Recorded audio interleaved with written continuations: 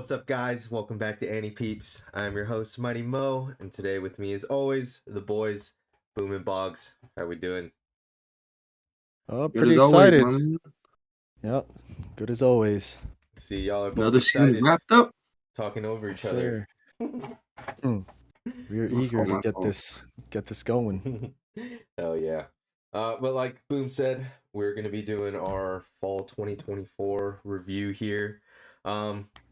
We're going to be starting off with sequels and all that good stuff, and then the new shows, and finishing off, we'll have a couple best females, best males, and then our top fives for you guys.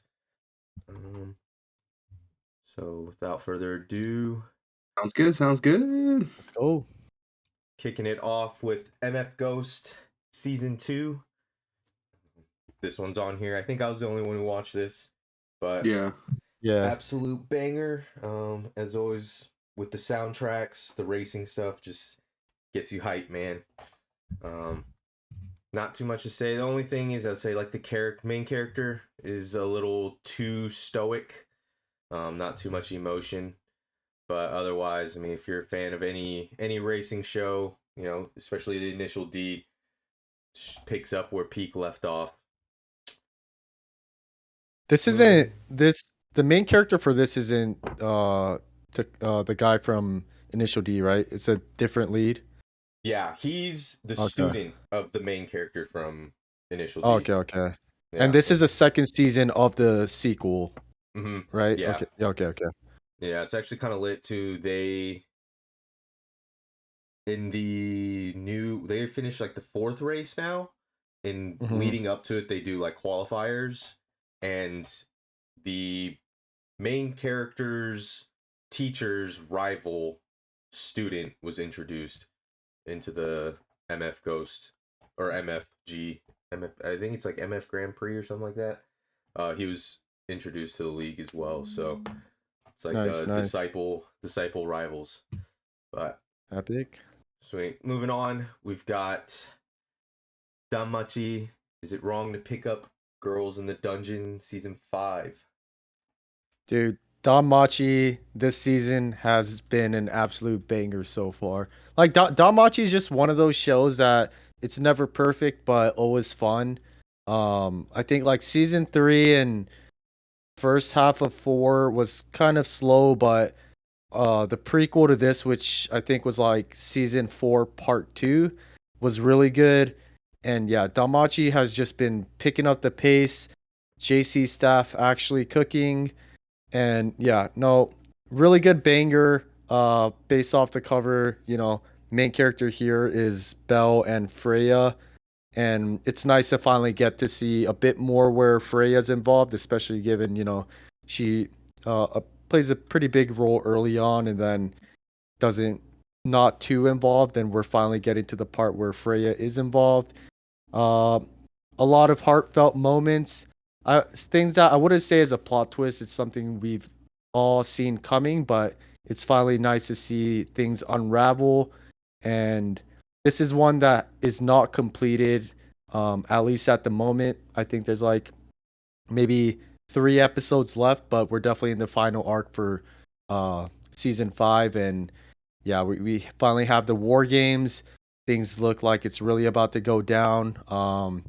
I think both of you guys commented off air that our main character Belle here looks pretty defeated, which really goes to show, like, even Hestia in the back, you can see she's or that's not Hestia actually, but that's Sheeta. But yeah, I think the cover really does good justice of what happens this season, because Belle really went through the most. Don't really want to get too much into spoilers. If you watch it, Belle definitely fought through the downside, and hopefully with the final 3 episodes, we see a strong ending to this. But big fan of Freya, always have been. Kind of have mixed feelings of her, seeing her as like kind of the antagonist, which I mean she always was, but hopefully she doesn't end up like dying or anything, and hopefully she still remains in the story. We'll see what happens, but yeah, this is one that I came into it not expecting too much. You know, Danmachi is always fun to watch, but definitely blew my expectations and have been enjoying pretty much every episode of this. So You said this fun is time. season 5, yeah? Yeah, this is season 5. The cover looks too juicy, man. Yeah, dude, Freya, absolute baddie. Freya fans, the Edie, uh, definitely 8. We just see Freya walk for the whole minute 30 in that dress, and yeah, it's nice. It's good stuff. Is Danmachi Nice. isekai or It's more of a just like like I guess fantasy? fantasy. It's one of those dungeon shows. It's not isekai, but Mm. Just the yeah, art fantasy gives dungeon me type. it gives me ReZero vibes in a way. Yeah, So probably Freya's hair too, white. yeah, sweet. Alrighty, moving Nice, on. nice. Got Bleach, Thousand Year Blood War. I believe this is part 3, referred to as conflict.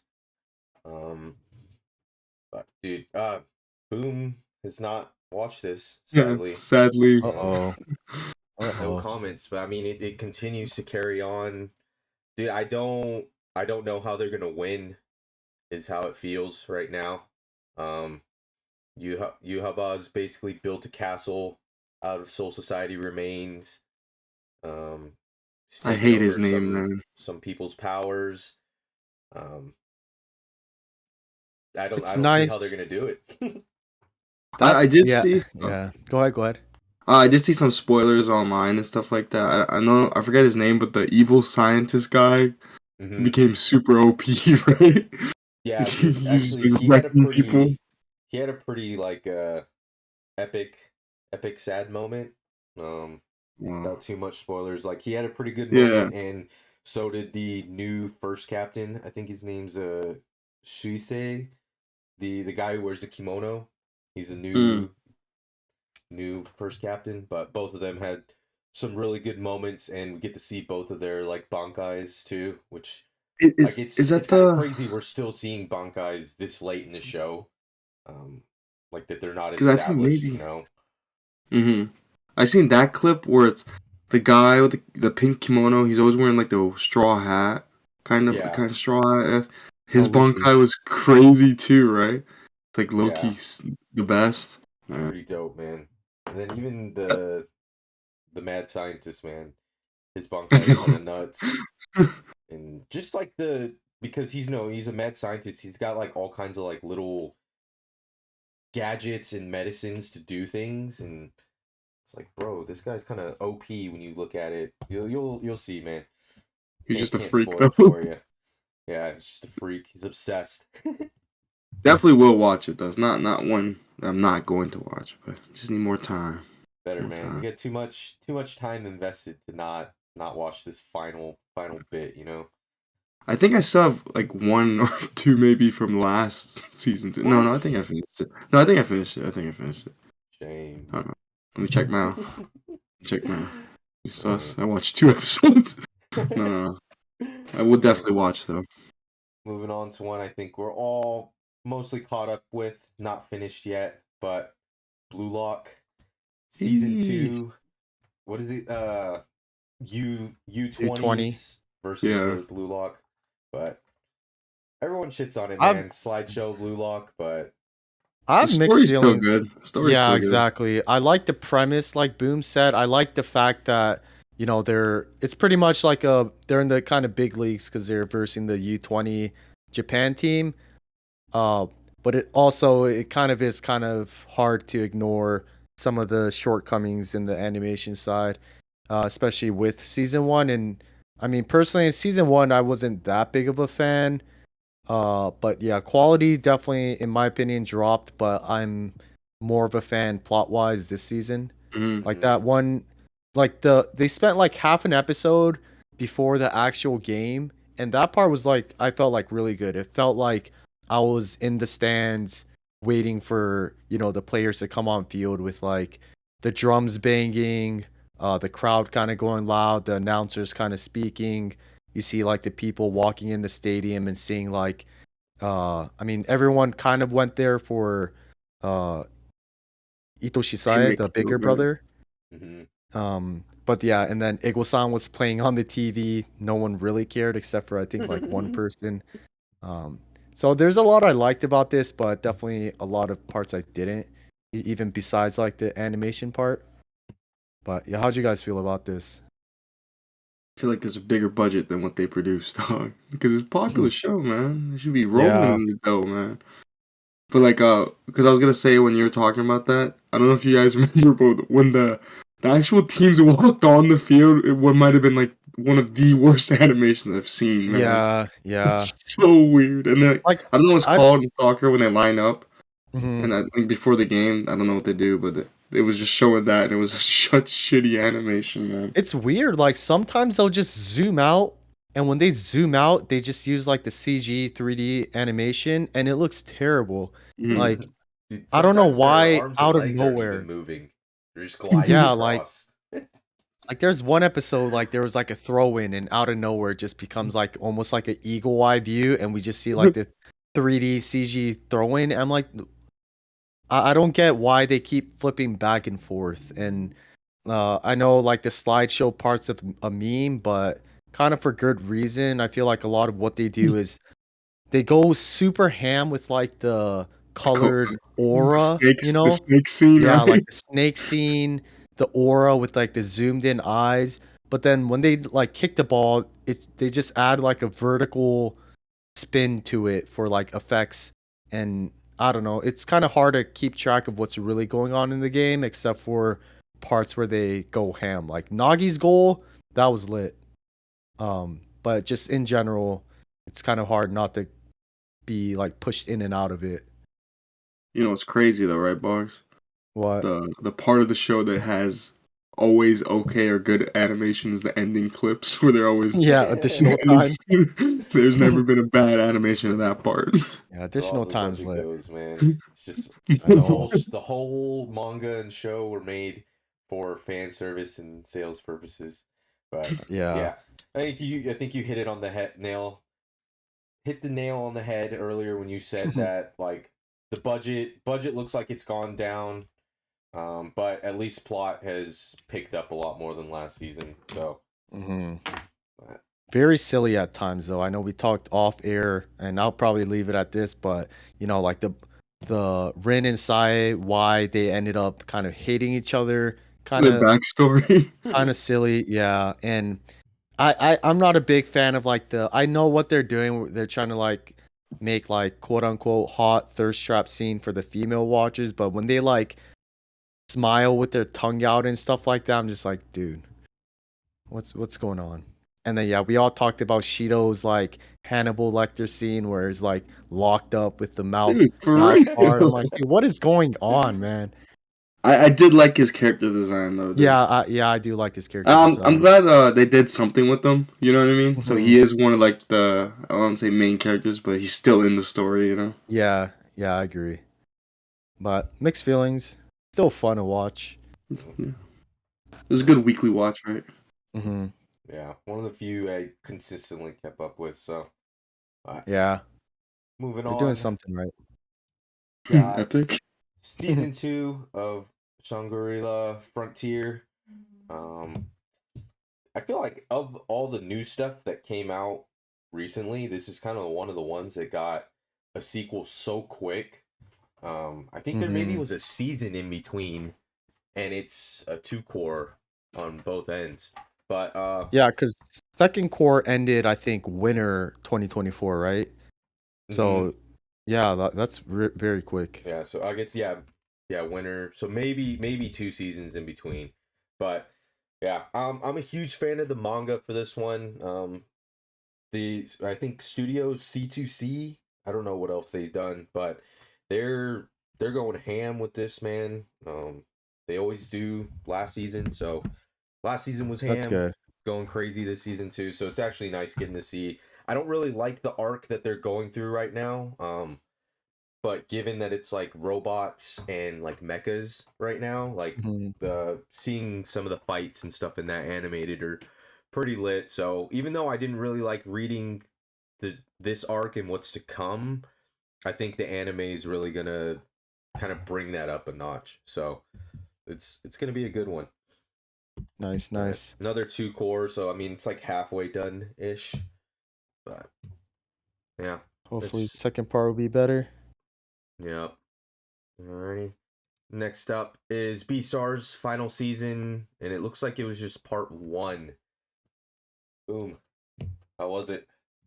Fellas, man, it felt good to have this show back, man. It was good. I didn't know going into it there was 2 parts because I didn't really look into it, and it was kind of also like a surprise because I thought it would be weekly, so it was nice. It was all there at one time. 'Cause it did start, I think midway or past midway of this season, but without going into spoilers, I do want you fellas at least try it, man. It was good, man. It was really good. I think it ended off really well because you just wanted to know more, so they definitely left you on like a cliff. What is it called?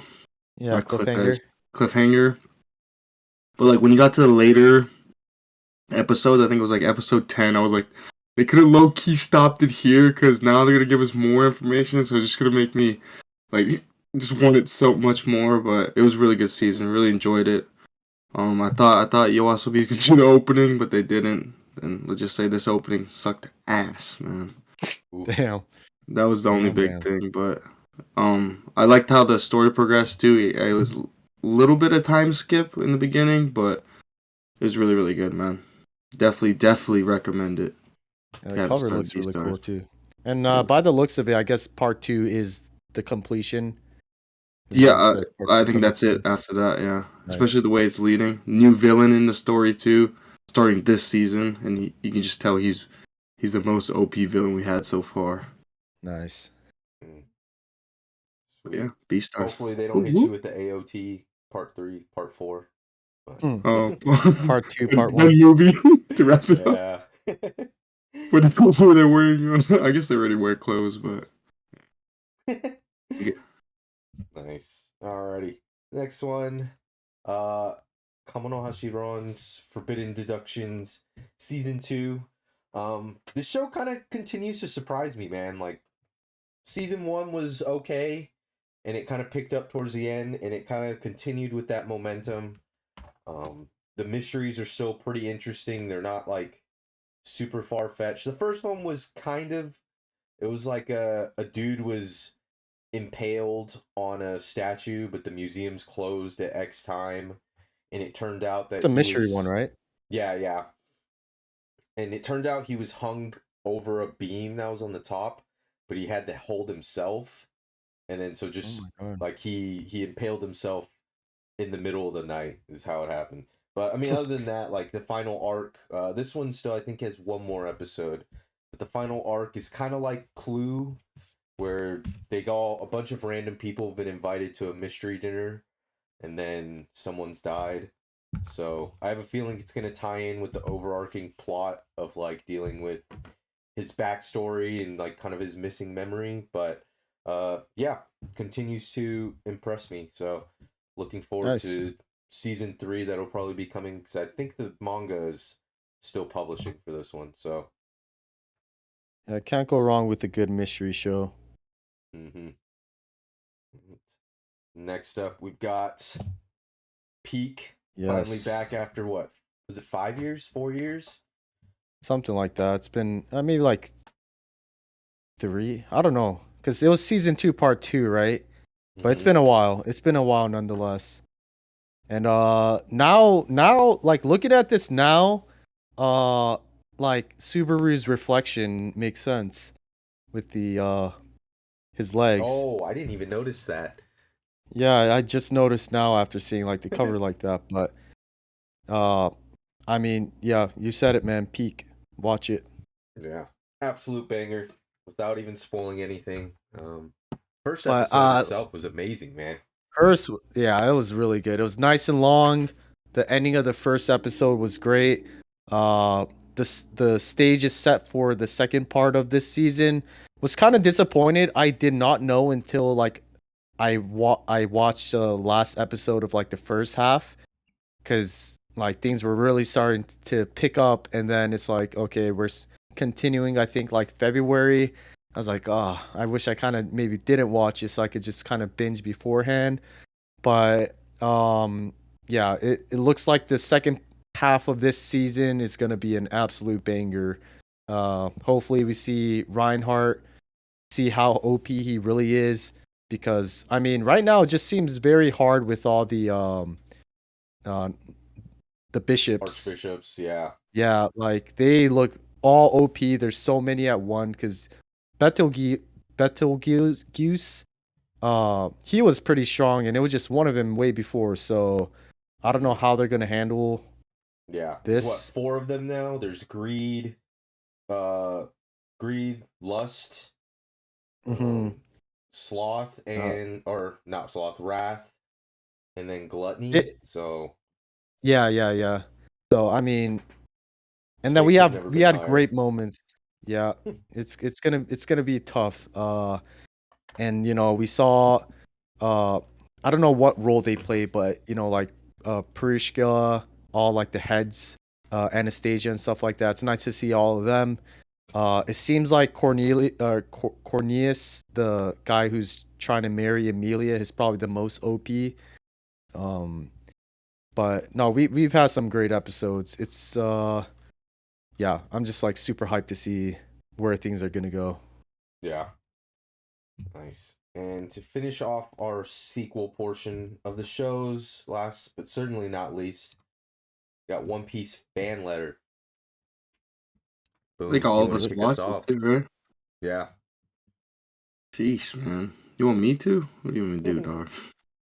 Goated show, man. What is this called? OVA? ONA? Don't even know what it is, man. Just go watch it. Said my bad vibes today. No, I really did enjoy this. You'll see when we do our top fives and later this year we do our top animes. You'll see how much I liked it. But Nice. Nice. my favorite parts was when you see the straw hats, but it's from Mhm.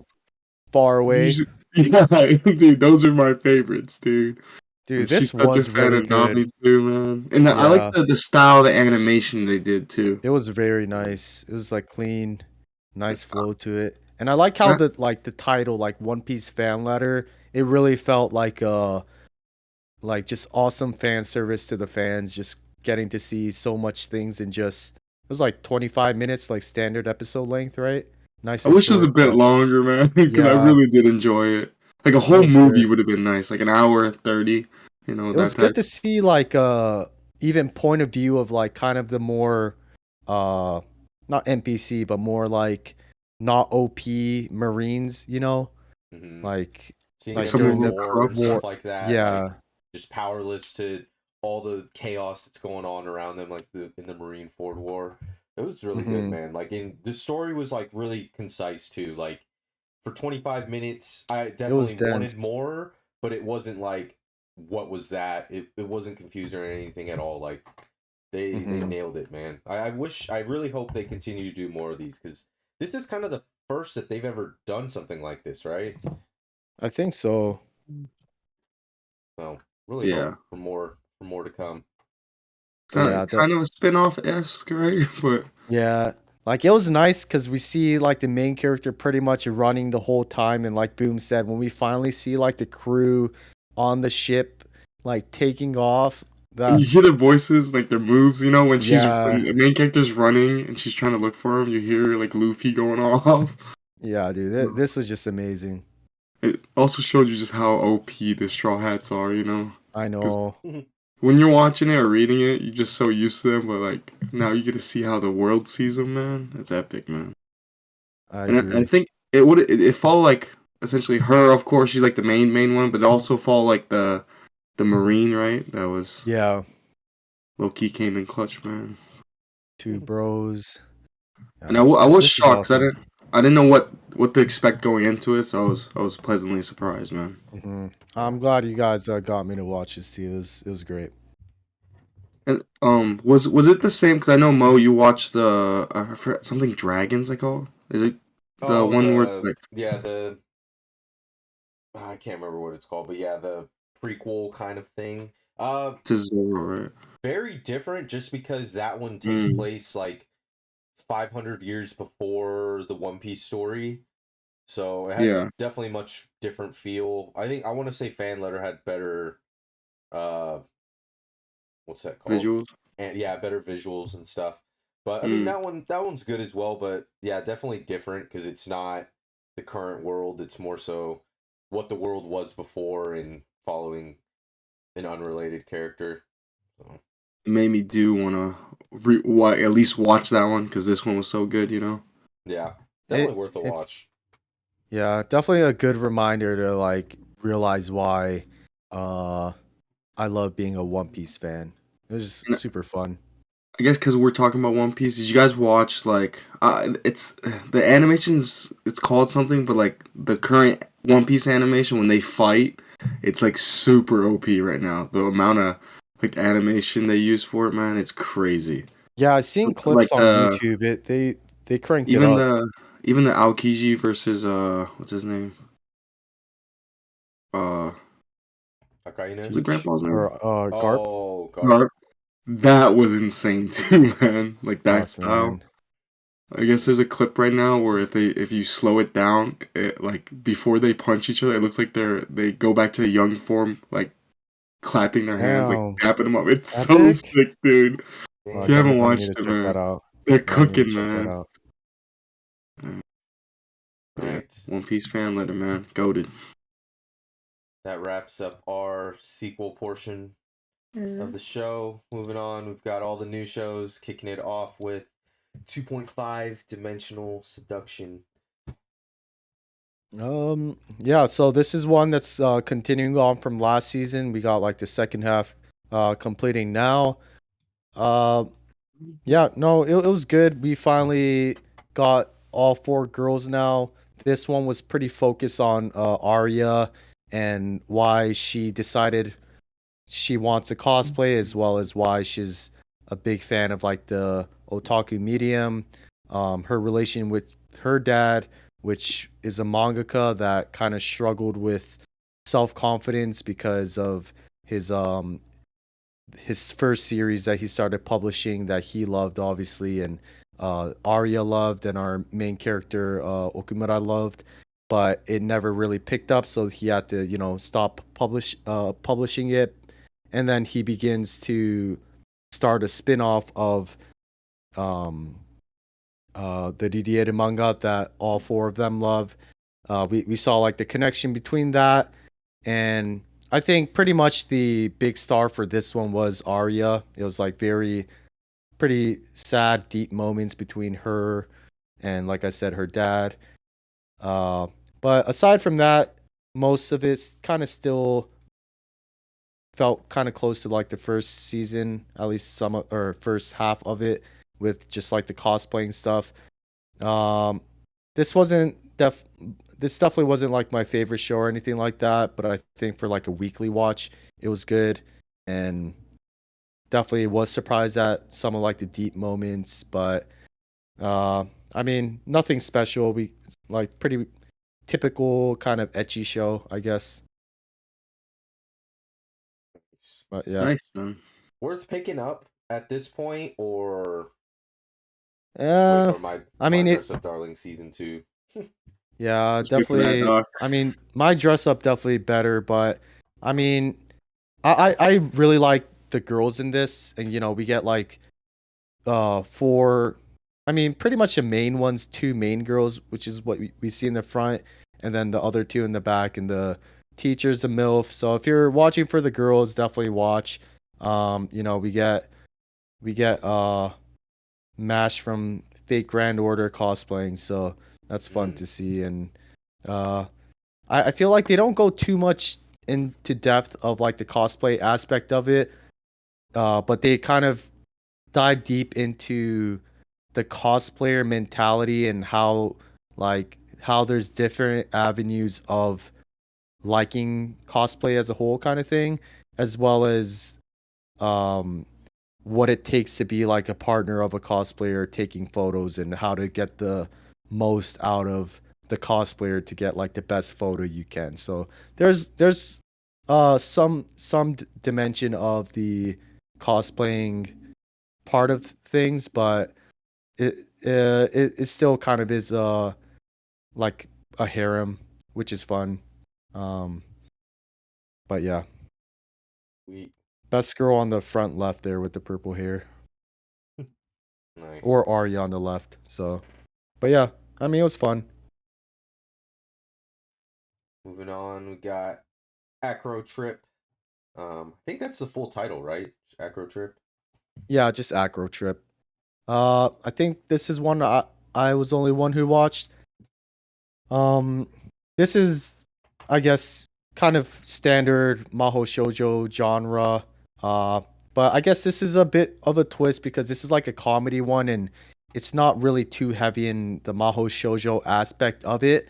So pretty much our premise uh mainly is the front three we see here with Date Chizuko, which is a girl with the purple hair. She really looks up to the Maho Jojo in the front. I forget her name, like Strawberry something or Berry Blossom. She's like a very big fan of Berry Blossom, the magical girl, and like she's the magical girl of the town that they're in. I think prefecture, and they called it. And she always battles against her main villain, which is Kuroma, which is a blonde guy we see here on the right. But pretty much the twist to this one is that like Kuroma is an absolute terrible villain. You know, like you see him kind of like flipping carpets, almost like a little prank. Like he's not a very good villain, but sometimes he does go ham. But one time they kind of broadcast in the news how easily kind of Berry Blossom defeats him, and it was kind of funny because like Chroma has like these underlings who are these big bears, and it's just super simple. She just like smacks both of them on the head with her staff, and they kind of retreat. And our main protagonist, Chizuko, she's kind of like watching it on the big monitor in the city and kind of talking about how he's kind of a terrible villain and needs to step it up to give some kind of challenge for Berry Blossom. He overhears that and he's like, "Okay, give me tips. I want you to work under me." So that's pretty much how the story starts, where Date Chizuko kind of works as a villain to her favorite Maho Shoujo, but it's pretty much like a cute little series where they kind of get into random shenanigans, uh, some wholesome moments, but I mean, this isn't worth going out of your way to watch. If you're a big Maho Shoujo fan, maybe give it a watch, but it's not like I guess the typical Maho Shoujo kind of show. This is a bit more cutesy, simple, and like comedic, I guess. I still enjoyed it Yeah, though. nice. And Sounds I'll good, brother. ask you more about it because I think got what two more Mahou Shoujo anime Hmm. on here, but we can compare those two a little further down the line. All right. Next up, we've got You Are Miss Servant. I think Uh, all cu- three of us watched this one. I did, but I didn't finish it yet. I don't Character blame But you. designs are great. what's up? What'd you say? You with me? I don't Uh, blame you. I didn't finish it, Oh, but you don't like? I liked it. dude, it was I won't say I didn't like it, but I was just kind of bored after watching it. A couple, I think I watched 6 episodes, and that's kind of where I fell off with it. I didn't keep up. Um, like Bog said, like character designs are really good, especially the Your knockoff. I really liked her VA, but and then even the other rival assassins that pop up in the show end up like I think one of them like becomes her a teacher at the school after she becomes a student. But I don't yeah. know. It's just I probably should have kept going. I will try to finish this, but it just felt like redundant to me. So I I do didn't really agree. fall in. It did felt very boring at times, but I mean, I finished this one, but I do agree it felt boring at a lot of times. But the good part of it is just seeing Yuki's like very cute moments. The main male protagonist didn't really seem anything special to me.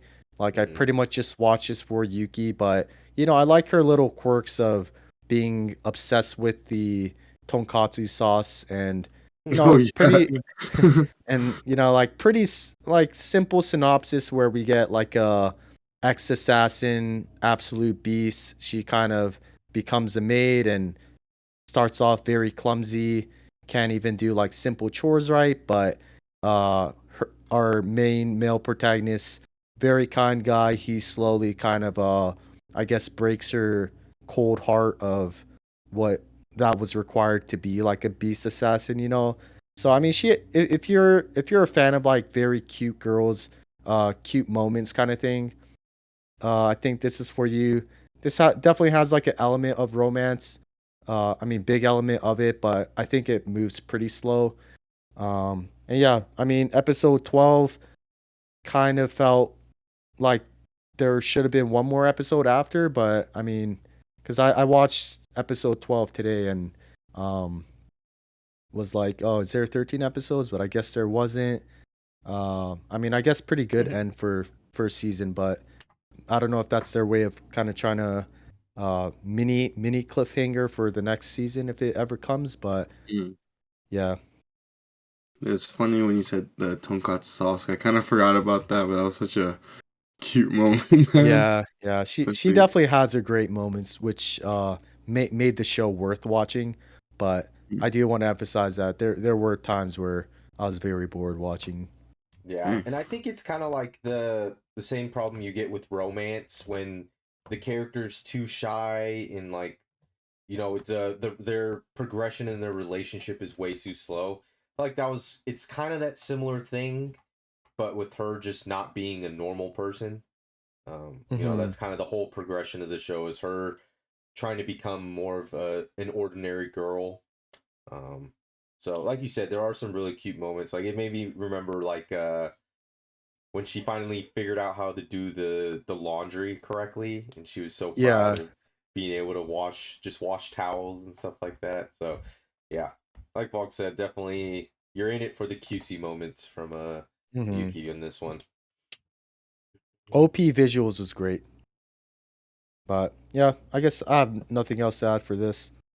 Yeah, Nice. nice. Moving on to our second Maho Sojo.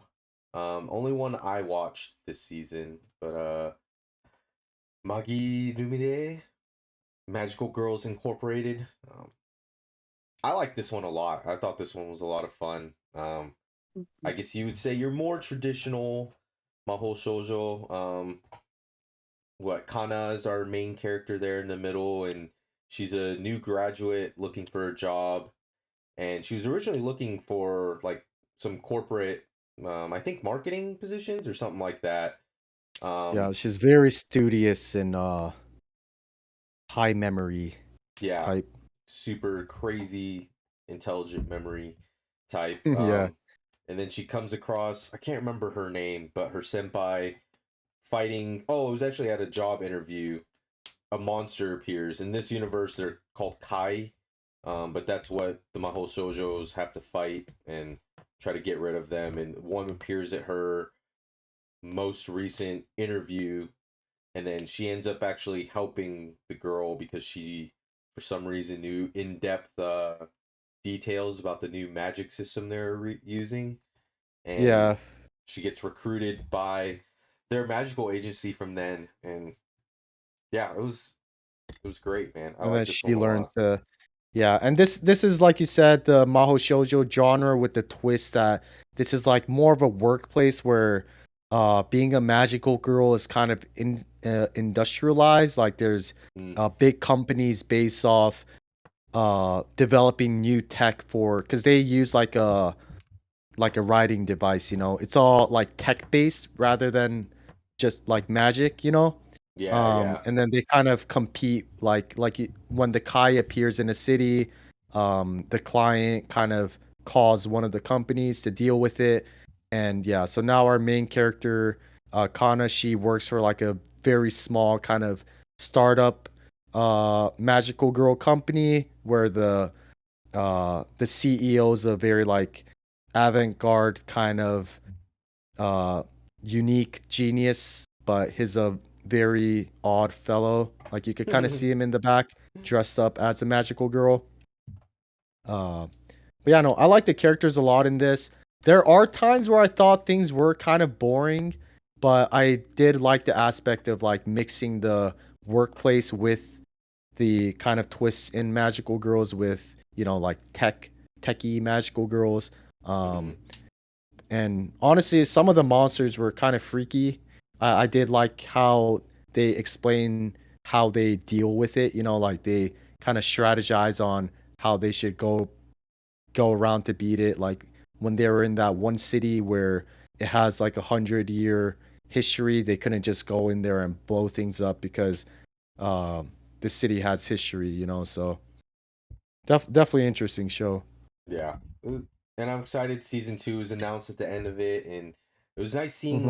like Kana's growth from being the newbie to being a teacher. Yeah.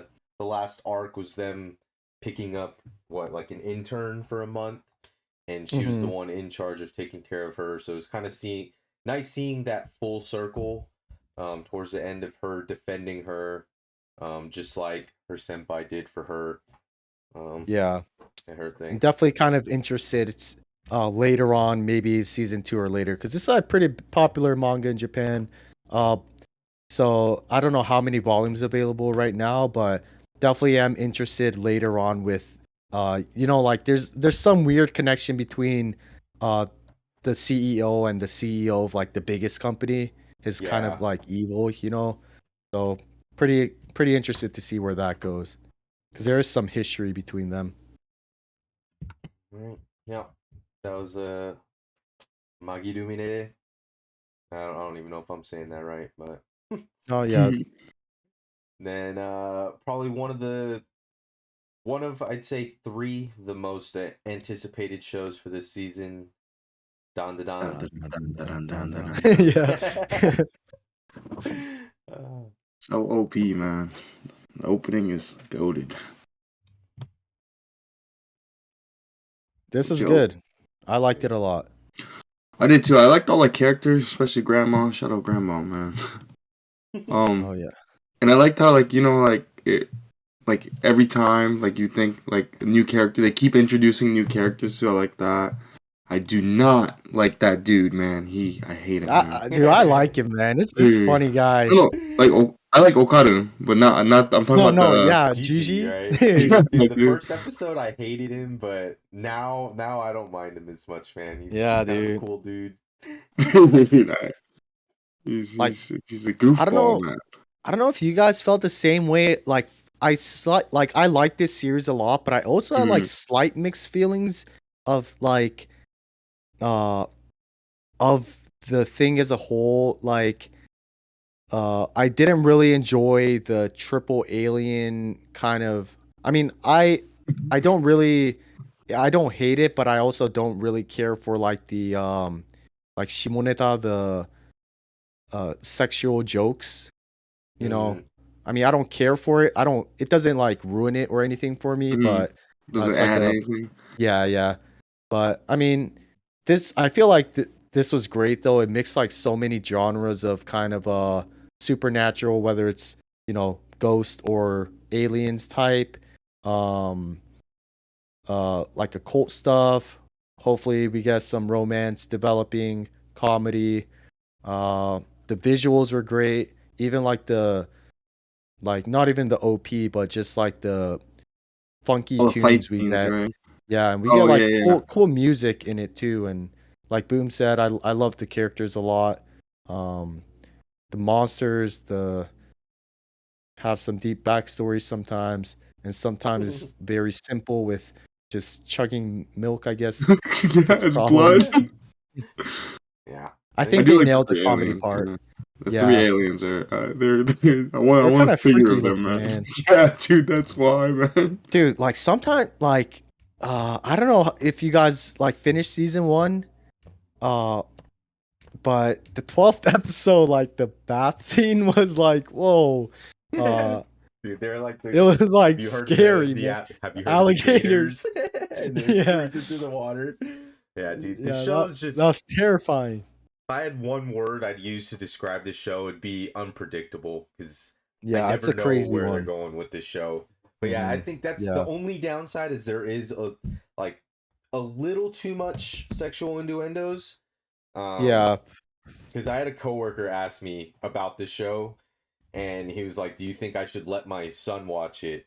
And I was like, if he's younger than like 14, maybe not. And he was like, "Yeah, he's 8." So we turned on the first episode, and I was like, "Oh yeah, especially the first episode, like a lot happens." So Yeah. maybe not. And I think I could speak for Mo too. Like, at least like personally, like I'm not coming from it from like a snowflake position where like I'm offended by it or anything, you know. I just didn't really care for it too much in terms of like the comedic aspect of it. But I thought this show was really funny elsewhere too. I feel like Gigi would be a great addition to like the comedic side, but I really do hope that I'm enjoying like the romance part of it a lot too, like where maybe it was episode 11 where Momo tells Okarun bye once it's going home. Like she says say bye back. There's some like cute romance Oh, so in here your too. turn, right? I think. Yeah. I definitely do like where this is going, and I mean it's nice to see all the cool monsters and everything. Visuals are great again, and Fuck, yeah, like the Gigi's pose in backstory. this, man. It's starting to piss me off, man. And he does some weird faces. Even Like Ida's. At least even Turbo Granny's backstory is pretty dark. I like how Uh, she's the little cat thing though. I really do like yeah, that. yeah. I And was wondering, like the ED, like it kept showing the cat, yeah, and like yeah. obviously, yeah, I was like, what is this cat? And then yeah, it turned out to be Like the Turbo Granny. But she's just chilling now, like the pose, like is laying mhm. down with the arm up. Dude, that's hilarious. Yeah, I saw. I don't know how true, but like the beginning of the ED where the cat puts like the blow dryer on the face. Someone said that it's because Turbo Granny runs fast, so like the air hits the face, so it's just trying to recreate the running Feelingly. fast kind of thing. Yeah, and then of course the acrobatic silky episode where we kind of get Yes, introduced to Ida was amazing. yes. Yeah. I But forgot what I this is was great. watching going through that backstory, man. It felt like a different Dude, show, but in a good way too.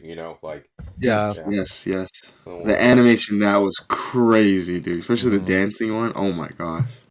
Definitely lived up to the hype, man. This was great. Were we all banging our desks while watching it? Need more. especially the OP. Yeah, yeah. Very I nice. I, I do want to see what's gonna happen with Momo and uh what's that? What's the other one? Not Okaru. Momo. The Okaru and what's the other girl's name for Ida? Ida. Right? Ida. Yeah. Yeah, I'm The, more invested in their potential yeah. relationship development Yeah, than same. I, Momo. there's clips right now too where Oh, like I'm the Team first Momo. time Gigi came, like everyone was looking at him, Yeah. but Ida was the only one still Yeah, looking at she was just Okaru. staring at she was just Yeah. staring at him. Oh, dude. For real, man. Nice. All right. You Moving guys are on Gigi to fans, man? dude. He gets better, man. Just wait till the last episode if you haven't seen it. I trust you. I trust you. But yeah, last episode cliffhanger. Me and I know Mo talked about it off air, but luckily season 2 already announced. I think July, so not a long wait. But man, I Hopefully the definitely wanted to OPs, see the arc.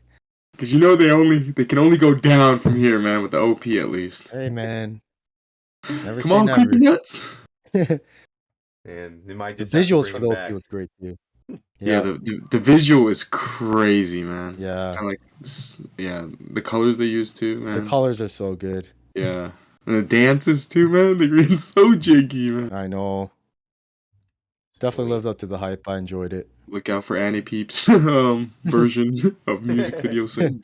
Just Hey, us three. chill. All right. Moving on. Our final Mahou Shoujo version, or not version, show on here. The stories of girls who couldn't be magicians.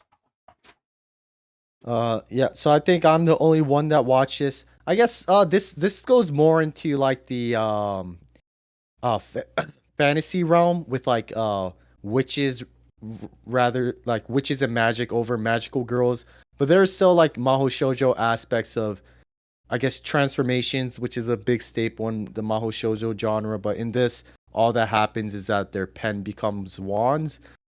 This is one I really am sad to see the lack of like love shown for this one.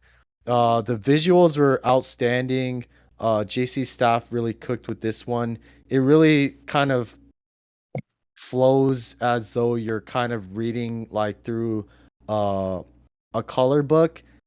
I would say this probably isn't for everybody because it is very kidsy, but despite that, I thought it was like a very good show.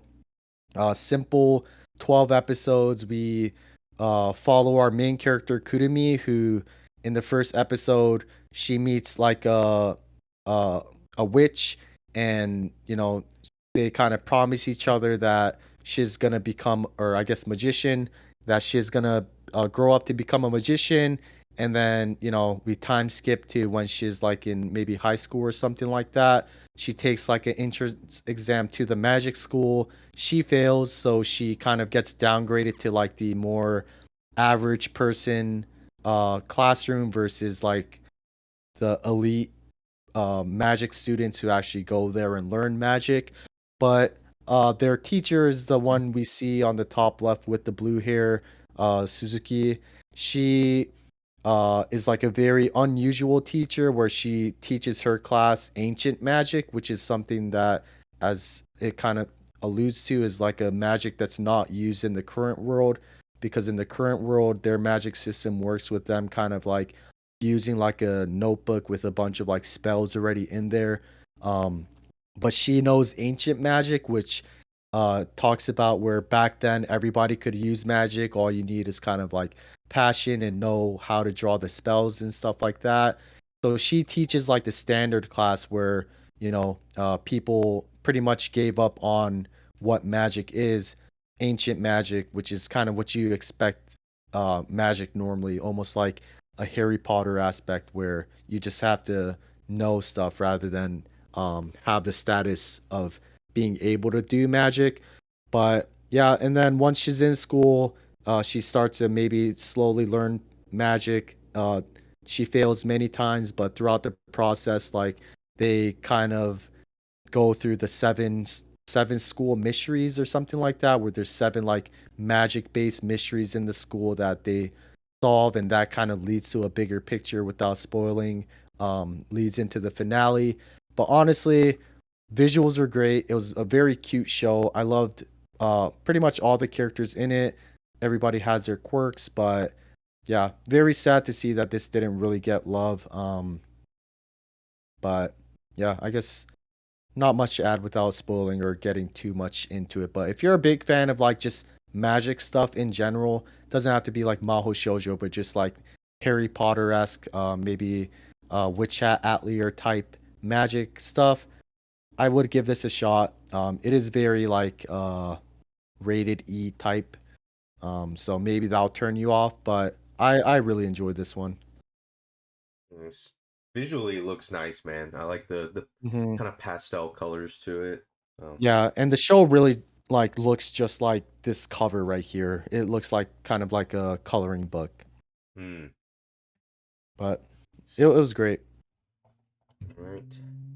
Next up, we've got Orb movement on the movements of the Earth.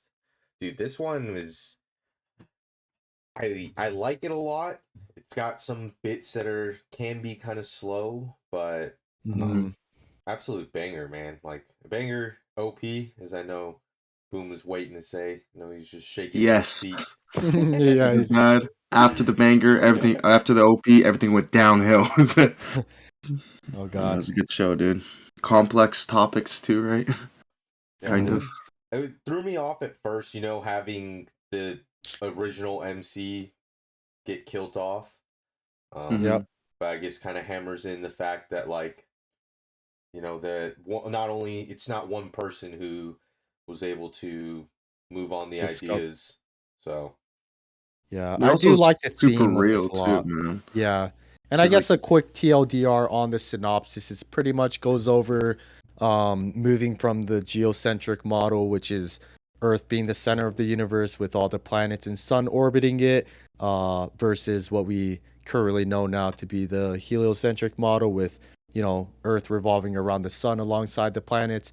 And back then, in the Christian world, if you go against the idea that Earth is in the center of the universe, then you become a heretic and, pretty much burn at the stake. So, like kind of Mo said, spoiler alert, 3 episodes in, we lose our main character who was diving deep into these ideas, and we kind of see the flow of the baton being passed on to the next person to kind of keep the idea alive and pursue truth.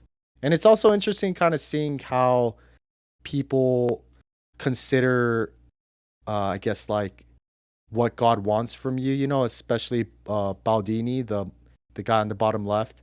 Like he has his own unique take of like what God sees as being like a faithful person. But no, I enjoyed this one. I thought it was good. Yeah. Kind of getting a nice idea of like how much people valued faith back then. Like Mm-hmm. you said, like the guy next to him, I can't remember his name, but he kind of becomes Baldini's henchman. Was so Oh, worried Oxy. about, yeah, Oxy, so Yeah. worried about getting into heaven, and Mm-hmm. Baldini kind of convinced him like none of that matters, And man. then yeah, and then the recent episode, like he really turns a leaf and like because it's kind of like the dummy in the show. Mm-hmm. Um, like he kind of gets used a lot, which I kind of felt bad for, uh, but yeah, he eventually finds his reason of being on the earth, and but I don't know. I also kind of had like kind of mixed feelings about this at some aspects.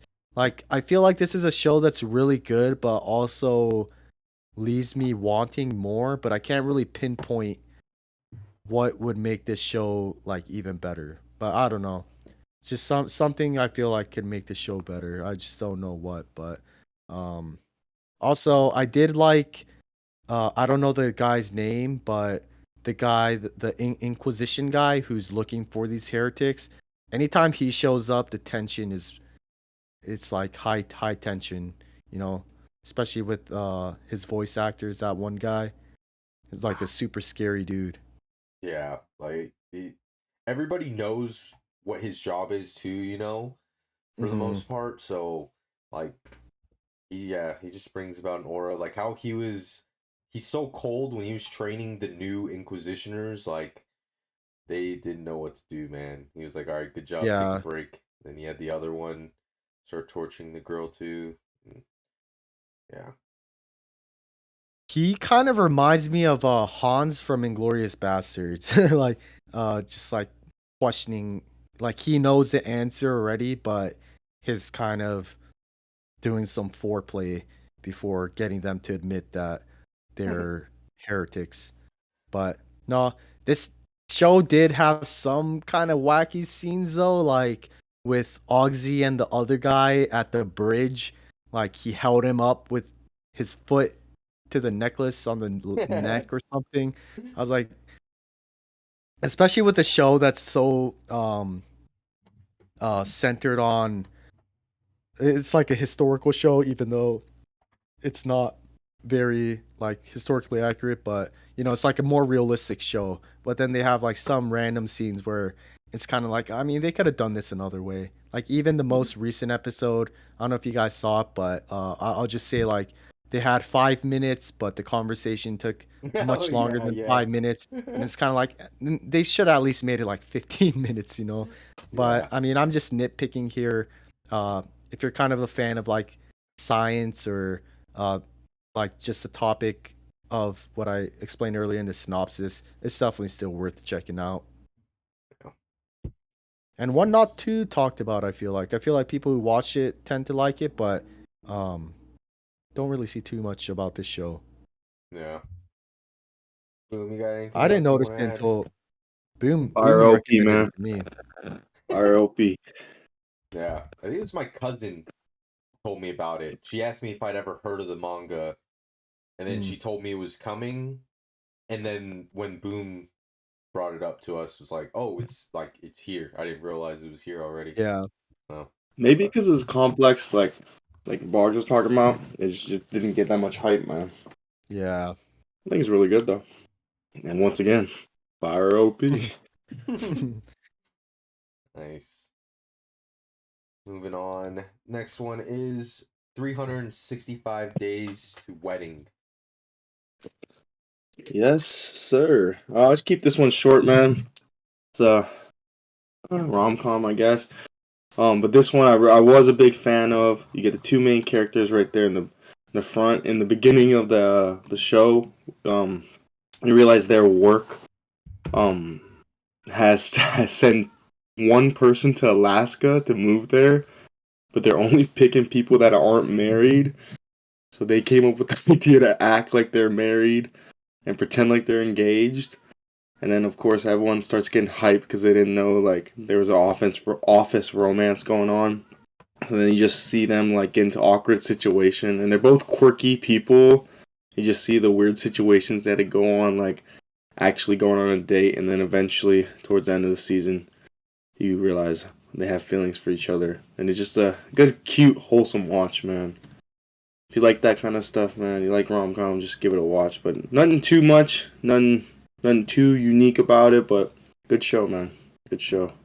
Nice. And of course, the main female VA is the lady that does Yor and Shinobu, I think.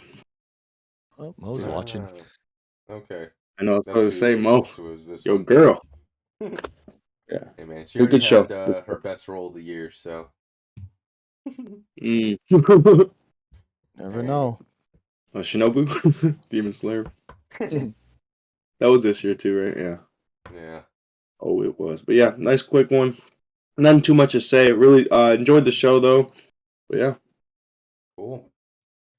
Next up, we got Negative Positive Angler. Did you guys both watch this one? I know I didn't. I did. But... Yeah, I watched this one. Did you finish it, Bogged? I'm like two Yeah, behind. I did. Yeah, I finished it. I enjoyed like where I don't know where the final mini arc happens. I think it was maybe episode 10. I was more interested on that aspect of it. But I guess quick TLDR, this is like a fishing show. Our main character is kind of like he's down bad, he's very ill, he's expected to pass within like 2 years. He's in debt to like the wrong people. And yeah, pretty much the show starts off with him being pretty much chased by the people he owes money to. He jumps off the bridge, ends up in the water, gets picked up by these people who end up like taking the boat to I don't know, island, something like that, where they could fish. And then slowly throughout the show, he learns to love fishing, and I It's guess all like legit, yeah. like Eurocamp does like legit camping stuff. This one's like legit fishing. It makes you want to fish too, you know? Yeah, and that's a good point because like I don't know anything about fishing, but I feel like I did learn a few stuff. You know, like they go deep into like the types of lure you want to use, Mhm. um, or how deep you want to sink the lure, whether it's like 1 meter underwater or you use like a heavier thing to get it under. Um, and then there's also like the drama aspect of it mixed in with kind of his short life expectancy and uh, handling his debt. And there's The a people around him story. are cool too, man. Yeah, like I think that's what made the show good for me. It's like his surrounding people.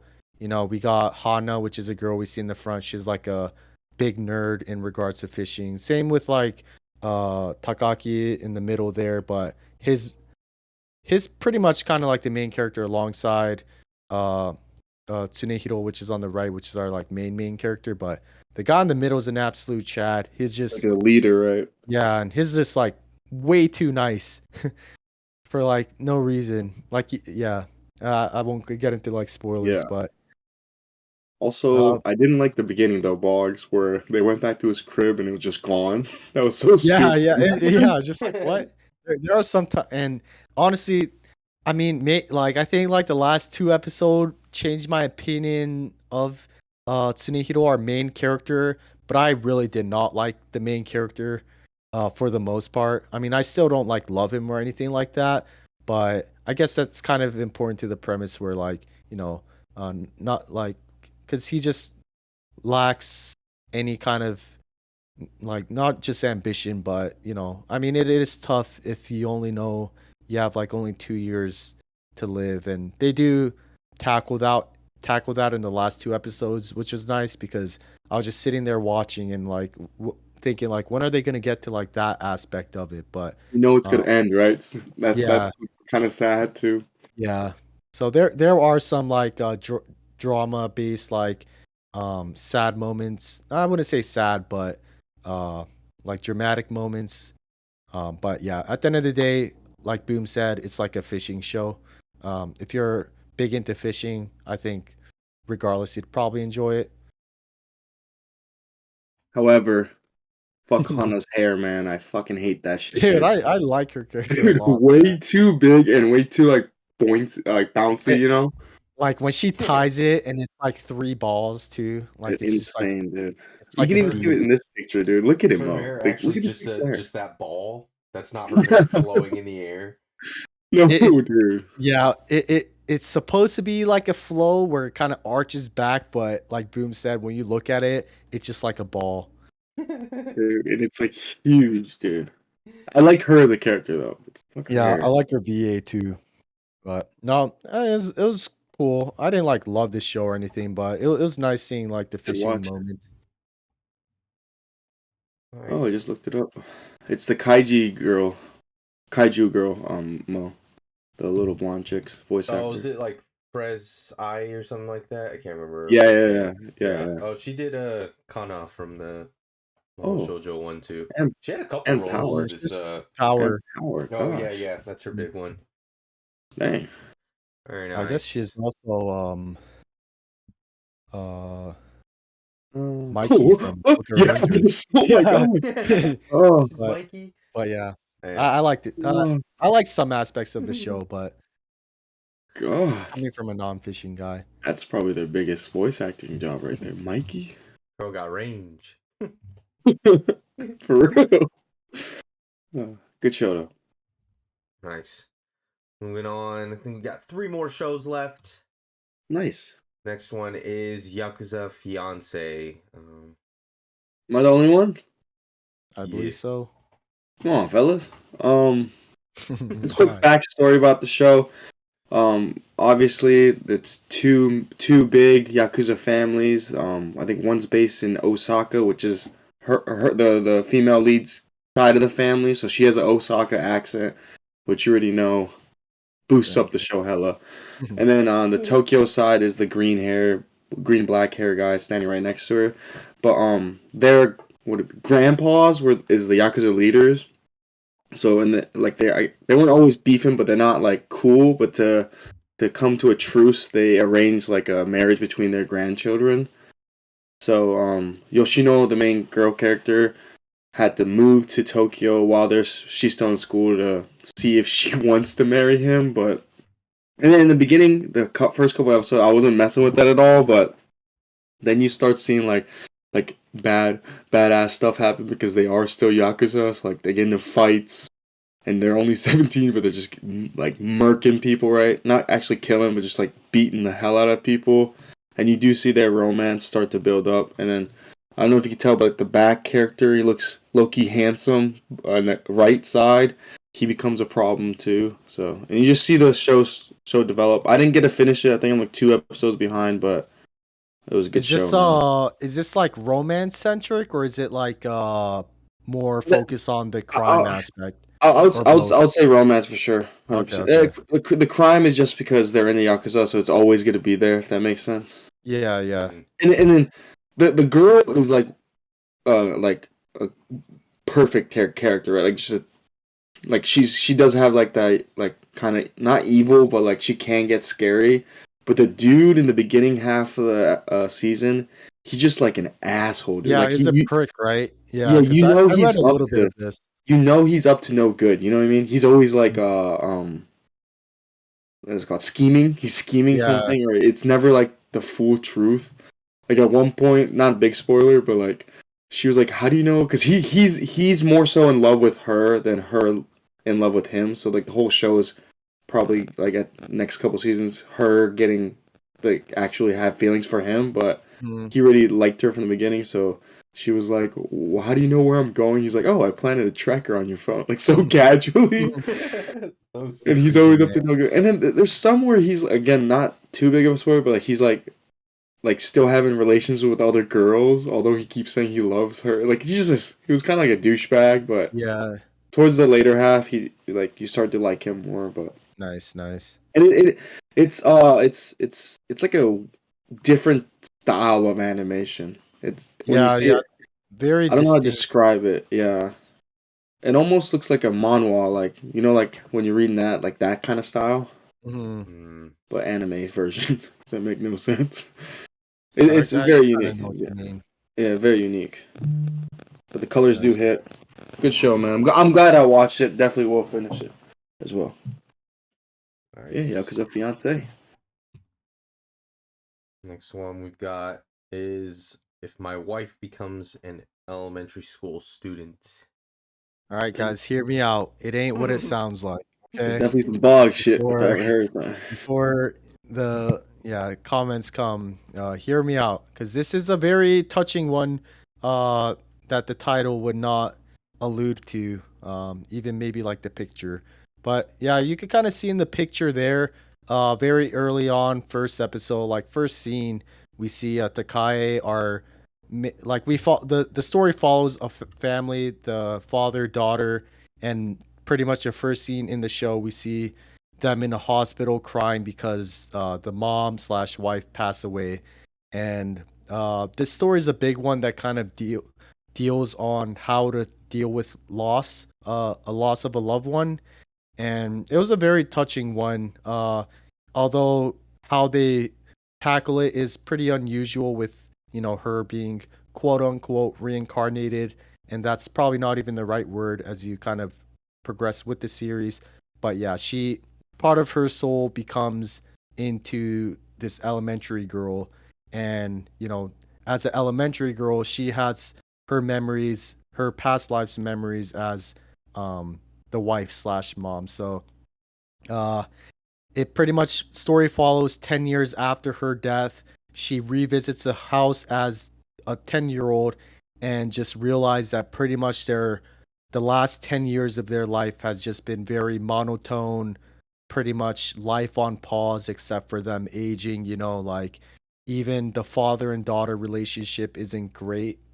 Like they don't really chat too much. It's a very bland and boring life ever since the loss of their mother slash wife.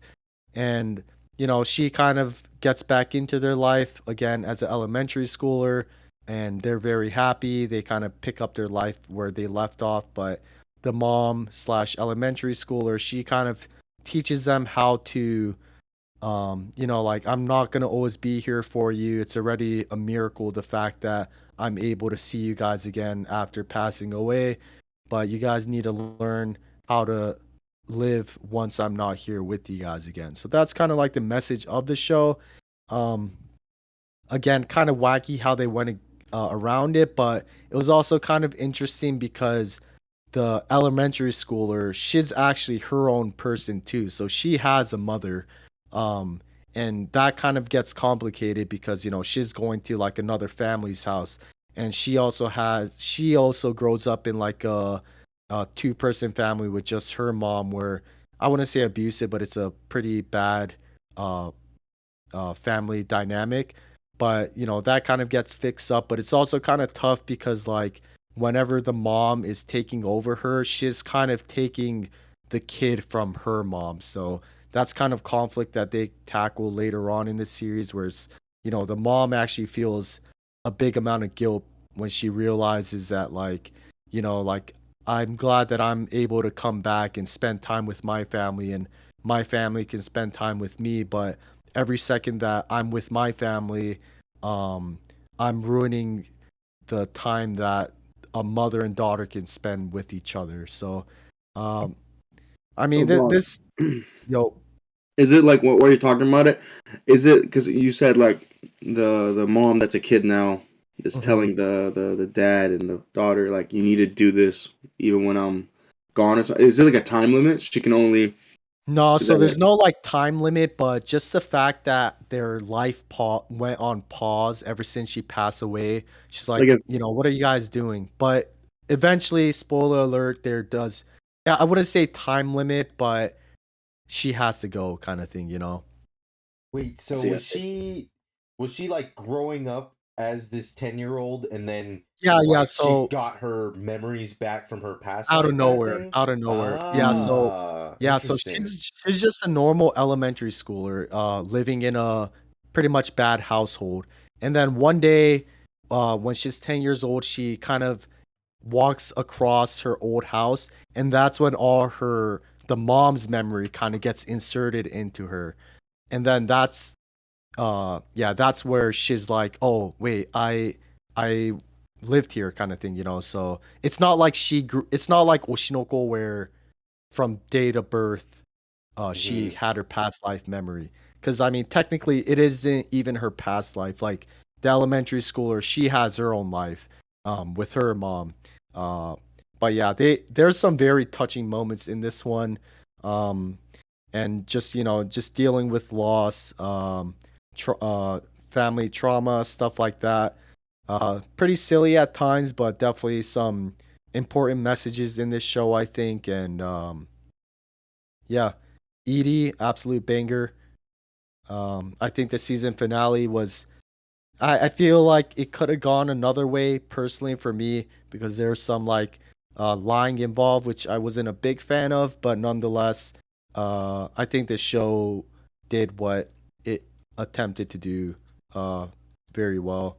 is it over? Yeah, it ended, and I don't think there's gonna be any like season 2 or anything.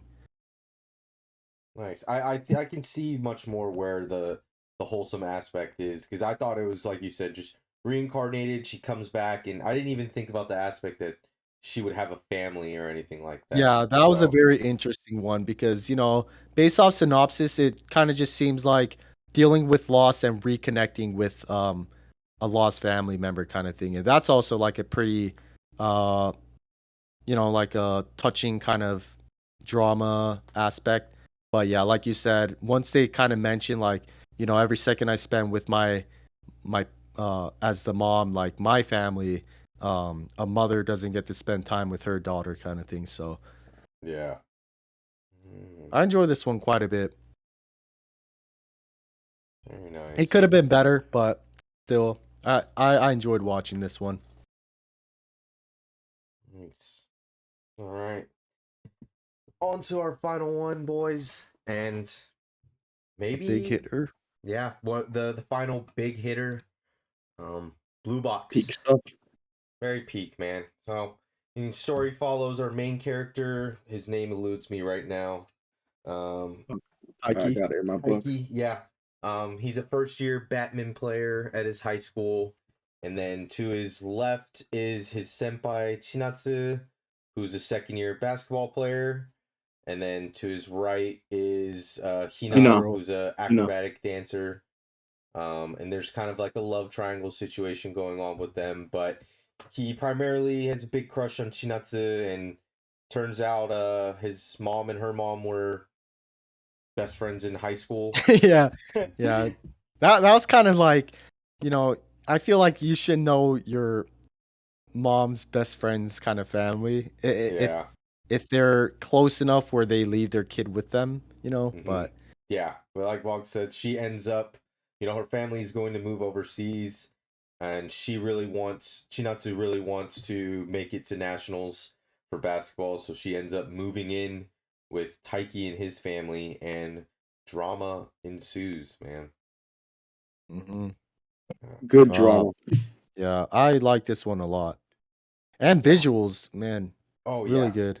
So well animated, and I mean only halfway through so far, and absolute banger. I'm so glad this isn't a 12 episode Yeah, I series, know, because I if it would have know. been, I would have been, especially how like the last, not I don't think it was last episode, but the episode before The kind of the talk that Shinatsu had with Taiki really throws their Yeah. relationship for a loop, and at the same time Hina starts to make her move, but Taiki's oblivious to it. But man. But he is starting to notice the signs, like I didn't know she smiles like that kind of thing. But Yeah. also we all know that Chinatsu just said what she did to um she has feelings for him, but it's one of those where she wants to focus on the basketball career but also doesn't want to ruin what's already there. So she's like, maybe we kind of keep the distance.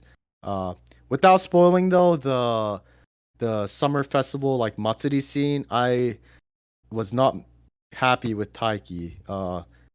Like as a Team Hina person, it's just like, dude, can we just get one episode of just Hina taking the dub, please? Your Team Hina, huh? Absolutely.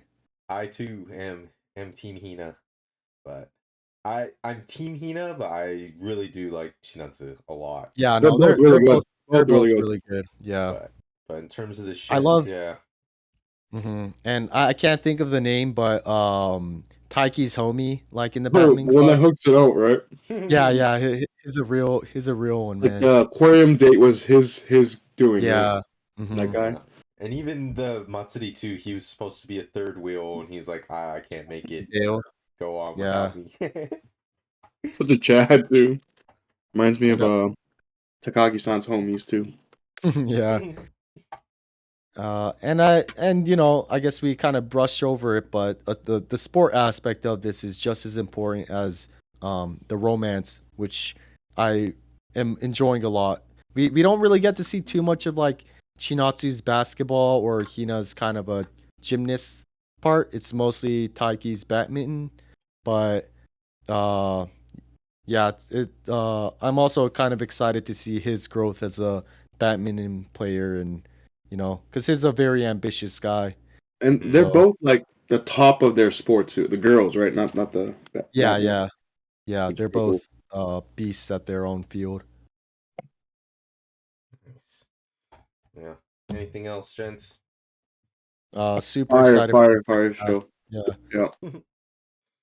Nice. Yeah. We're excited for second core of this to continue on. Definitely will be keeping up with this weekly. Now, nice. Is it 23 or 24? It's 24, right? 24. I think so. Yeah. Nice. That concludes our review of all the shows we've watched. Moving on, going into our favorite characters category. You guys want to start with the males or the females? Let's do male first, dude. All right. It was tough. I don't know about you guys, but picking the males was tough, dude. Dude, In terms all of, three. I think I didn't all know who three to of pick. my They lists all are very basic picks, but I mean, it was just very like, especially the characters. Obviously it's gonna be very biased towards what I like, but I like the big shows, so yeah. But whatever, we'll see. Well, we'll start with mine. We'll see. This was my top three here. I had Nice. Kanata in third, Okarun in second, and then the CEO boss CEO, man. dude. I'll Wait, start with Kanata. who's the main guy? Who's the main guy? It's from It's the from Mahou Shoujo Magilumiere. show. Yeah. Oh, Starting with Kanata is just a badass driver. He's got like an incredible memory. So when it comes to driving, like he knows the course from memory. Or even like before big race days, he's doing like image training, watching the course in his head and stuff. Just super OP. And one part I didn't get to talk much about is the fact that like he drives like a severely underpowered car compared to everyone else, but because of his technical abilities, he's able to keep up with the best in the sport. So it's absolute Beast. Chad. He's a little, what's the word? A little unaware of the women around him, but we'll see. Maybe we'll see him grow a little bit in terms of he's locked the romance in. bit. Yeah, Yeah, he looks locked that's in. true. He did move from England to Japan just to race. So boy is locked in. And then Okarun, being Okarin. Funny That's it. characters, such a nerd, but boy's really starting to show some growth, man. I mean, in the Yeah, last episode, he's starting to challenge Jin a little bit and Gigi a little bit, and he's gonna act on his feelings, and he's making mhm, friends finally as well. yeah. He's went from 0 to 3 friends, so hope progression Even like the continues. aspect of like, working out just so Yeah, that yeah, he with can the hold his weight. Yeah.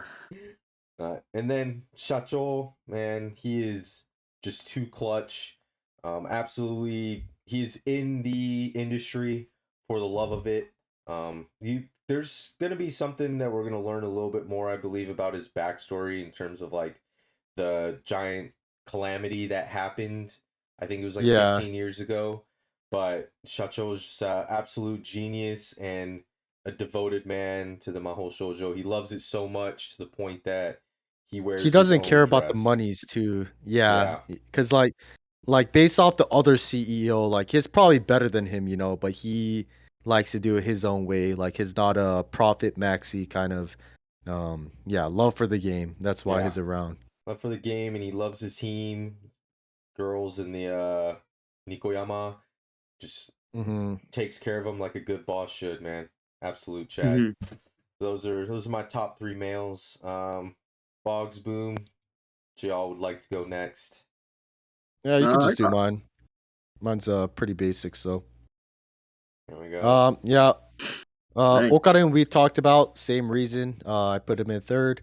Uh, Good character. He's actually trying to better himself, and I would like to see him and Momo's relationship grow. And I definitely do like how, like Mo mentioned, he's becoming more competitive, especially with Gigi in the picture now. So that's great. My second place is Bell from Danmachi. As you guys noticed in the picture earlier where he looked extremely defeated. Looking healthy. He this is his normal self. This is when he's in beast mode. Yeah, so he went through a lot this season, and he in the past too he's had You some can very tell. down bad moments, but this is probably pretty up there without going into spoilers of what happens, which is like a pretty big I guess even synopsis of Danmachi season 5, but he really goes through it in the first half, overcomes it with the help of like uh Hermes and Hestia, uh and where it's going right now, and I think we have like three episodes left. I know he's about to go absolutely ham. Definitely a lot of growth from season 1 where he was kind of a weakling, and I mean there are still moments where Bell was kind of a, even though he's a beast now, like he is still wimpy at a lot of aspects, but this whole season with him and trying to do right with both Shiru and Freya has definitely stand out enough for me to put him at least in the top 3. So he was in second place, and then yeah, Taiki first place. I think a lot of it comes from the fact that I'm just enjoying Blue Box so much as a show. Um, but I do like his drive of, trying to get good at badminton and, trying to close the gap with Chinatsu. Hopefully he becomes more aware of how Hina feels towards him, and hopefully he has a bit of feelings towards her. But yeah, definitely do want to see even his sports side, his only a first year, very devastated when he didn't make it to the, what's it, like interim finals or something, whatever they call it. But yeah, just as much as I'm interested on the romance development, I am for the sports aspect of it, and yeah, that's why I put him in my first. Nice. Right on, brother. Last but not least, Boom's top three males. Yeah, yeah. So It's cool. crazy. It's crazy because me and Mo got the same exact picture for Yeah, Okaran too, Okarin. man. Yes, yeah, same reason you guys said for the top two ones. OP characters. What's Blue Box dude's name again? Hold up. What is it? Blue Blue Lock? box, Taiki? Taiki. Oh yeah, Taiki. Sorry, Blue Box. That's it. Lock. Yeah, Dang, yeah. it's a bad Nagi. Dude, I like Taiki. What is it? Taiki, right? Hmm. Because sometimes like romance-based shows, the male is never like you're not that big a fan of him. Yeah. Whether he's just like a wimp or something. I really do like Taiki and Okada. And both I agree with everything you guys said, and just want to see him and Momo. Hopefully, there's no Ida fans here, like not fan, but shipping them. Yeah. Hey, Nope. hey. We'll see. Hey, we'll see. Maybe with the best girls. Best then- girls. We'll see. Had to put this one in there because I kind of forgot about Beastars. Legoshi, one of my favorite characters in the show, and overall too. So yeah, had to put him in there. Good to see him back on the screen, man. Nice. Yeah. Very nice. This is not an OP picture though, right? Looks like he's getting his ass kicked. Yeah. Being interrogated by a wolf and a dinosaur-looking dude. That's what I do to my dog when he like eats something off the ground before I force his mouth open. Nice. Nice. Yeah, good to have him back, man. That's my top males. Top 3 males going on to the top 3 females. We'll start with Booms here again. Sure. Pretty basic, I think. Yeah, Yoshino from Yakuza fiancé. I do like her character design and just the way she's very nice to people, but she can become like a devil lady because she got the Yakuza blood in her, right? And of course, it always helps with that Osaka accent. Any accent makes it, man. We have Chinatsu. Like I said earlier, I know y'all said you're Team Hana, right? Or Hina? What is it, Hina or Hana? Hina. Chinatsu is way better, man. Come on, man. Hey. I thought you were Team Hina. Yeah. No, I mean, he didn't say it, but his reaction to when he said, "Your team Hina Bugs," I thought you were one of us, man. Oh, sorry. No, I meant to say I was kind of shook the Boggs was Team Hina. Chinatsu, man. And of course, the best one this season, Momo, man. I loved her character design. I like her personality. And what sealed the deal for me is like the jealousy scene, you know, when he caught Okada and fuck Ida or whatever. Now roles are reversed with Gigi. Even the I like the it was pretty early on, I think, or maybe halfway point where they were trying to look for each other at lunchtime and like everywhere she checked, he wasn't there. And at the end, right? yeah, and they're sitting on opposite benches and they look towards each other. Dude, that was so OP, man. Oh, I do like her, man. But yeah, these are my top females for fall 2024. Nice. Beast. Very nice. Pretty basic, but yeah. Nice. Go with mine. Mine's fairly basic as well. I've got Kana in my 3rd spot there. Super cute, magical girl. Love seeing her grow throughout the show, and I totally forgot to even mention this when we were talking about it, but the transformations, when they turn into their magical girl uniforms, were great. Loved seeing hers the first time. Loved seeing it the last time.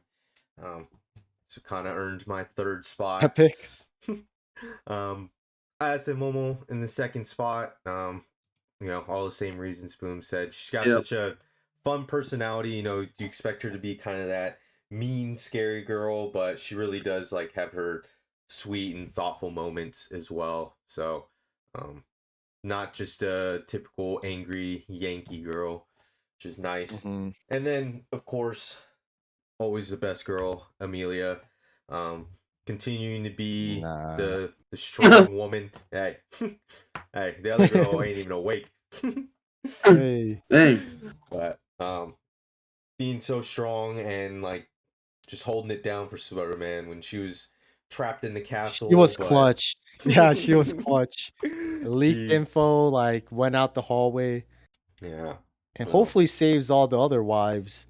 Yeah, and I mean even getting to see her fight a little bit too. You know, I didn't get to rewatch season 2 before watching season 3, but like she fought a little bit in season 1, but she had so much like action in season 3, which was really nice to see as well. And she's confident and 2 big upgrades in the season 3 animation as well. So yeah. Oh, I know. Like I like Amelia. My only problem with her is that like she's too perfect. Like even like with season 3, when she's in the bed, Mhm. like I don't know. She's too perfect. She didn't freak out enough, Something's right, up. for the Yeah, situation she yeah, was like in. yeah, and then like during the kind of when the wedding kind of started, she just says, I have my night and it's Subaru, which is great, but also like yeah, like you said, not enough resistance. But no, Also, Amelia's a great character. Just Boggs and me are scarred from her figure we keep seeing around Japan. The weird doll freaky look-alike one. eyeball one, yeah. Yeah. Also, fire pick for Momo, man. I was trying to find her eating the crab sticks, but I couldn't find a good quality one.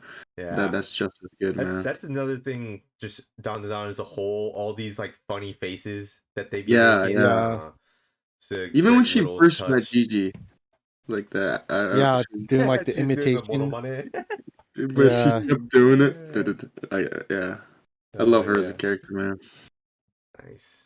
All right. Good rankings, good rankings. Yeah, Last but good list, certainly good not list. least, the boy Boggs.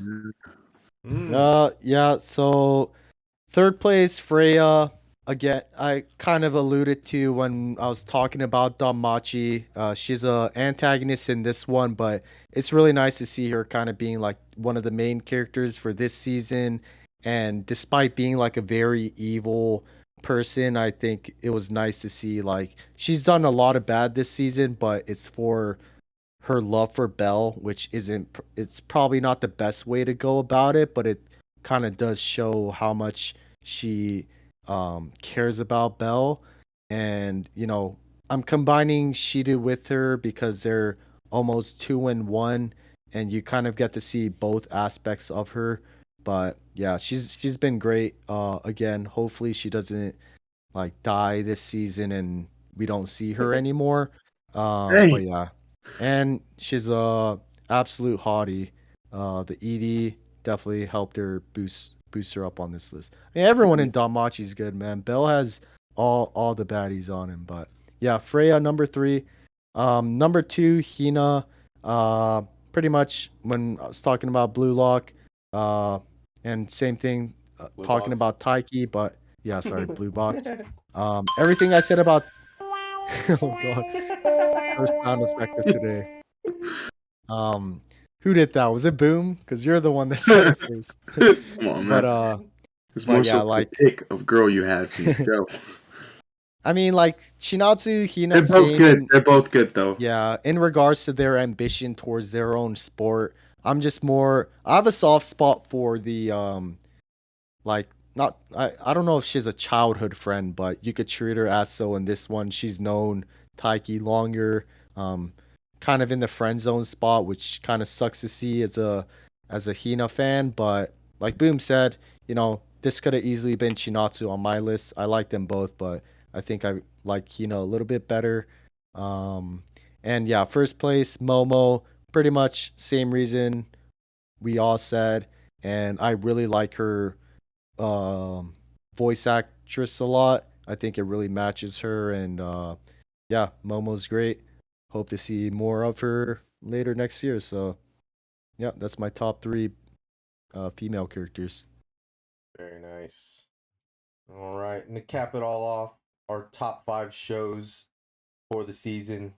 Kicking it off with Boggs here. Okay, so from fifth to first, it's Dandadan, or sorry, Chi at fifth, Dandadan at fourth, Danmachi at third, Blue Box at second, and then ReZero at first. So, um, I think, yeah, I think this one was I think second and third. I think Blue Box and Danmachi can get flipped back and forth. For this one, I put Blue Box ahead of Danmachi because Blue Box is like a new series and had a very strong impression. Like Danmachi's 5 seasons in, so like if I'm watching season 5, obviously like I like it enough to keep watching. But yeah, Hmm. pretty much reason why I talked about whenever this show popped up. uh and ReZero, I think even with only having I don't know, was it like only 10 episodes, 8, something like that? Not many episodes nonetheless, but even with such little episodes, I think it did so much to boost it in first place for me. If the entirety came out this year, I think it would be a blow out of the water.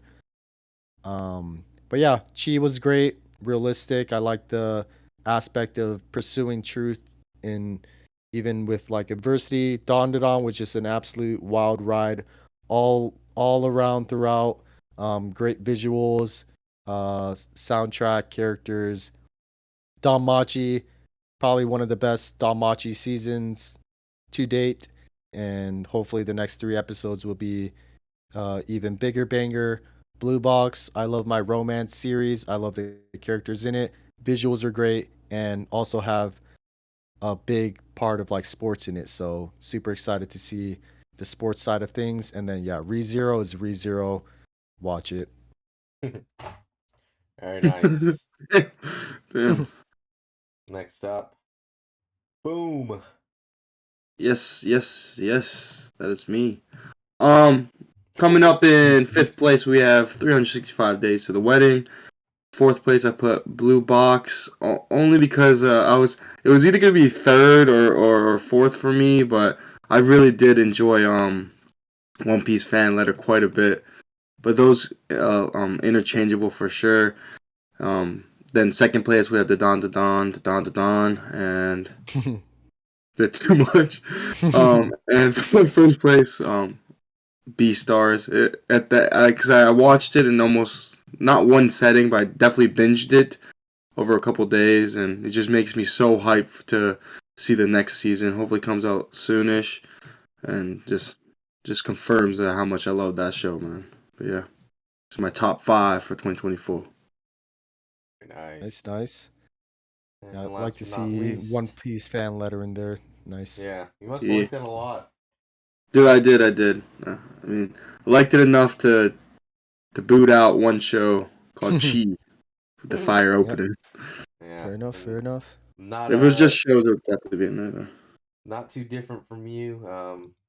Unfortunately, Chi did not make it into my top 5. Hmm. Ooh. Um, Magilumiere at 5th, Dandadan at 4th, MF Ghost at 3rd, Blue Box at 2nd, and then ReZero at 1st. Um, I think might be the first Mahou Shoujo anime I've ever watched, but left a really good impression on me. Just a bunch of really good characters, pretty interesting plot. Like Bog said, it's how it's set up, being based around like work, or like an industry. Corporate type. Yeah, it was a kind of a really cool twist to see, and then just the transformations were really cool. Not only Kana's, but getting to see all the other different Mahou shoujos that get introduced throughout the series. Um, Mo Dandadan, getting magical girl pilled. for real. First idol pilled, now magical girl. Love to see it. Dandadan, we spoke a lot about that, but super fun, super wacky anime. No way it wasn't gonna make it here. MF Ghost just for the vibes. Always banger soundtrack, good rush, and then that's something I forgot to mention. I think even when I talked about it in season 1, but the main character is based in Kamakura, where all of us Mhm. Oh, nice. near where we used to live. So he's actually looking for his dad, and the only clue he has is a picture his mom and dad took together in Kamakura. So him and the main character girl go on like dates where they're running around Kamakura. So you get to see kind of some of the old spots we used to know and stuff. So it's kind of cool, little bits of home. Nice, nice. Second Made it a place bit more again, personal. yeah. Again, Blue Box, just great romance, like Bog said, just such a strong hook, such a strong, good impression. So up in the second, and then peak 0. Sir. Mhm. Dude, ReZero, man. I'm so hyped for the second half. You know, man. When you sent me that tweet, dude, I was devastated. Dude, yeah, I know. Bruh. Just I waiting think for next like week. beforehand, I was messaging you saying like, dude, it's getting intense, Yeah. and it's like, oh, I guess we gotta wait. Yeah. Alright. It is what it is, though. Good season, fellas. Yes, sir. Kind of Very shocked good. that y'all rated. I think both of y'all rated Dandadan fourth, right? Thought you Mhm. thought it'd be a little bit higher. But I just like Blue Box more, and yeah, it was then because I see like yeah, you put I think it's Danmachi and then MF goes for Mo. So I guess. yeah. Yeah. Just some of the But looking sequels at it, it's though. like yeah, top two for sure. New anime. It looks like just looking at your list. If you just I feel like it's kind of hard to deal with sequels too because like sequels already has like the basics covered, you know. especially if you And like season one, then you yeah, know it's like it's gonna be a banger, but get you more hype. But yeah. Sweet. Well, if nothing else, gentlemen, thanks for Yes, sir. joining me. Viewers, Bow thank you bow. for tuning in. Let us know what your favorites were from this season. Don't forget to like and subscribe. Peace out. Bow see bow ya. bow.